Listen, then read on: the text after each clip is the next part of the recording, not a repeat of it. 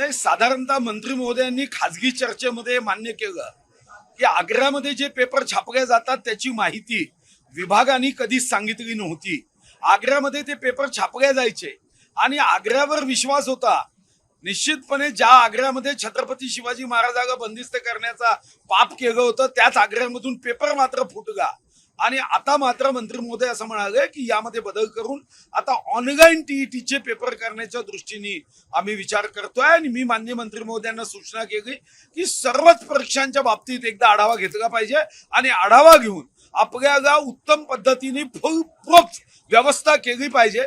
विद्यार्थ्यांच्या मनामध्ये परीक्षा व्यवस्थेबद्दल जर एकदा अशा पद्धतीची भावना निर्माण झाली तर मग कोणाचाच विश्वास बसणार नाही आणि नापास होणारा विद्यार्थी म्हणेल की चूक माझी नाही सरकारची आहे, कारण पेपर फुटल्यावर तो पेपर माझ्या नशिबात आला नाही.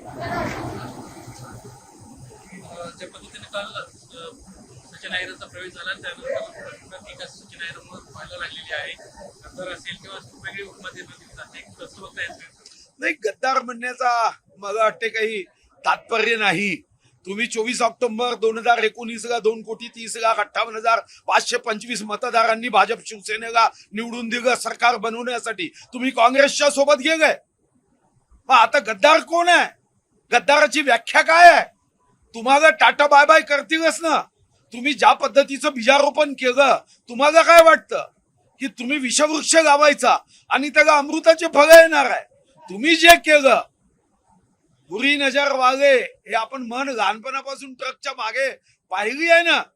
मग ट्रकच्या मागे पाहिल्यावर जर आपण शिकलो नाही आणि भाजपला धोका दिला तर तुम्हाला काय वाटतं? व्याजासकट तुम्हाला धोका होणार आहे.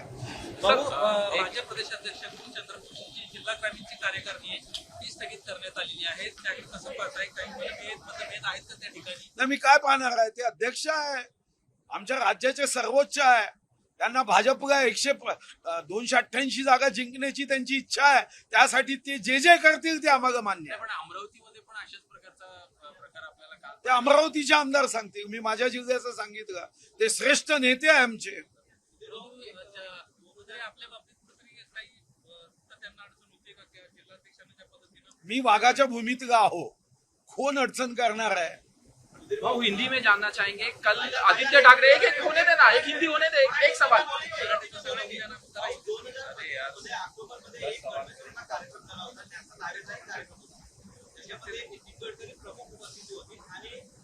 विद्यमान आमदार राजीव पोद्दार त्या कार्यक्रमाला उपस्थित होते आणि चंद्रशेखर बावनकुळे उपस्थित होते. या कार्यक्रमामध्ये नितीन गडकरी यांनी निष्ठावान कार्यकर्त्यांसंदर्भात एक वक्तव्य केलं होतं. त्यांना आमदारकी मिळत नव्हती, राजीव पोद्दारांना त्यांना आमदारकी मिळाली. त्यांच्या वक्तव्यानंतर थोडा प्रश्न यामध्ये असा आहे, ठाकरेंची आमदार फोडायला महायुतीला काय गरज वाटते? नाही, महायुतीला काय गरज वाटते हा विषय महत्वाचा नाही. महत्व हे आहे की रावणाला सोडून विभीषण का आला, याला प्रभू रामचंद्राला दोष देण्याचं काहीच कारण नाहीये.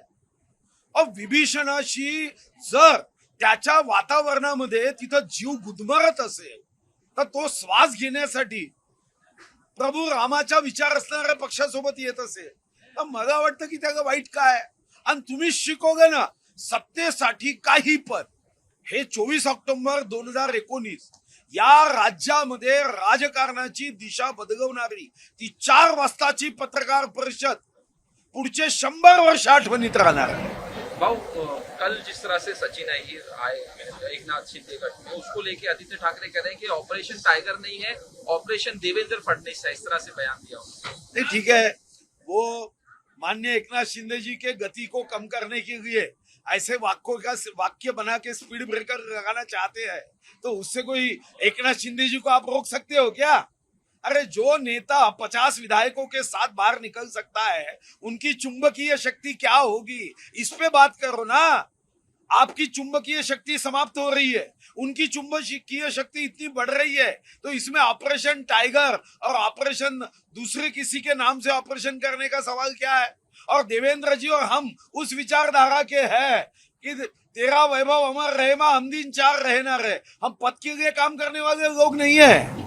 कल एक अरे हिंदी होने दो. कल एक पेड़ गिर गया, उसमें 11 साल का बच्चा मर गया, उसको लेके सवाल उठाए जा रहे हैं. एक सवाल उठाना बराबर है, क्योंकि मैंने भी चैनल पे देखा कि लोग बार बार अधिकारियों को ये कह रहे हैं कि ये पेड़ धोखादायक है, तो लोहे को जंग चढ़ते हुए मैंने देखा है। ये बुद्धि को कौन सी जंग चढ़ी है कि निवेदन आने के बाद उसका आकलन नहीं करना, मूल्यांकन नहीं करना। आपको 7 पे कमीशन चाहिए, पैसा चाहिए, आपको अपना परिवार प्यारा है, और लोग जब आपको निवेदन देते हैं कि ये पेड़ धोखादायक है, तो आपको क्या हो जाता है? आपकी बुद्धि को जंग चढ़ता है क्या? क्यों नहीं करते आप मदद? तब सोचना चाहिए, उसका आकलन करना चाहिए कि अगर वो पेड़ गिरने लायक है तो परवानगी लेके उस पेड़ का ऑपरेशन करना चाहिए। मगर आप वो करते नहीं हो, ये शर्म की बात है। सुधीर भाऊ, काय आहे? टायगरची फार चर्चा आहे. चंद्रपूरच्या वाघाला का बंदिस्त केलं आहे? असा आहे, वाघाला कोणीही कधीही बंदिस्त करू शकत नाही, हे पहिले लक्षात ठेवा। वाघाला बंदिस्त करण्याची ताकद कोणातही नाही, आणि योग्य क्षणी योग्य गोष्टी घडत असतात। चिरमुरचा विषय तुम्ही मांडला, जिल्हा मंत्रीचं थांबेल असं तुम्ही म्हणता.